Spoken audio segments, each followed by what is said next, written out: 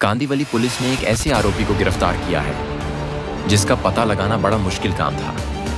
रास्तों पर दिन गुजरकर कड़ियां बिगाड़ी का काम करने वाला अपने सामान की थैली के चोरी के शक में अपने ही साथ काम करने वाले व्यक्ति के फुटपाथ पर सोते समय हथौड़े से सर फोड़कर फरार हो गया। इरादा तो हत्या का था, पर गनीमत रही कि पुलिस ने सही समय पर घायल व्यक्ति को अस्पताल पहुंचाया और वो बच गया। लेकिन पुलिस के लिए आरोपी का पता लगाना मुश्किल हो रहा था। आरोपी ना तो मोबाइल का इस्तेमाल करता था और ना उसे कोई सही तरीके से जानता था। 18/8/2024 ला मध्यरात्री उशिरा जे एस रोडला देनाबा ही सिग्नल आहे त्याच्या बाजूला पूर्विका मोबाईल शॉप आहे। त्या दुकानाच्या बाहेर रात्री काही लोक झोपलेले होते, त्यांच्यामध्ये भांडण झालं आणि एक इसम गंभीररित्या जखमी झाला अशी माहिती सोनू तिवारी यांनी पोलिसांना दिली।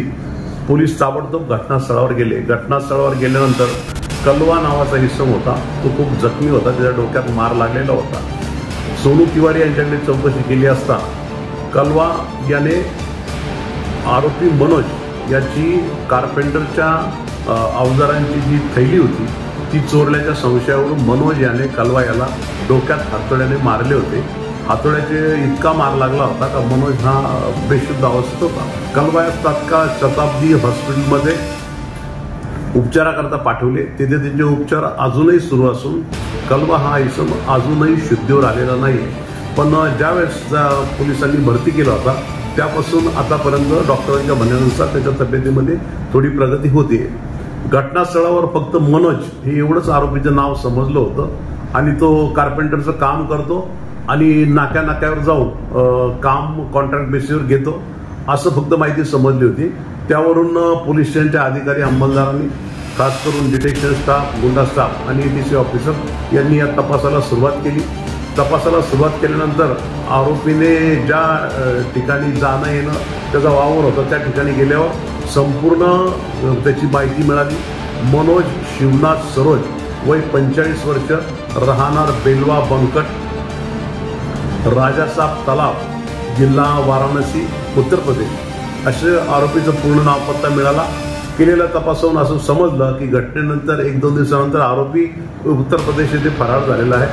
त्या ठिकाणी कांदिवली पोलीस ठाण्याचं पथक गेलं। पथकाने आरोपीला ताब्यात घेतलं। प्राथमिक चौकशी केली असता त्यांनी गुन्हा केल्याचं कबूल केलं। त्याला पोलीस स्टेशनला आणलं, काल अरेस्ट केलं आणि आज रोजी बोरिवली न्यायालयात त्याला हजर करण्यात आलं होतं। न्यायालयाने 29/8 पर्यंत त्याची पोलीस कोठडी मंजूर केलेली आहे। यातील जो कलवा नावाचा जखमी इसम आहे त्याच्याबाबतही पोलिसांनी माहिती काढली। राजसिंग जगतपाल सिंग याचं नाव आहे व त्याचं नाव असून 35 ते 40 वर्षाचा तो असून तोही बिगारी काम करतो आणि रस्त्यावरच कांदिवली पोलीस ठाण्यातील एसवी रोड वगैरे भागात झोपत असतो।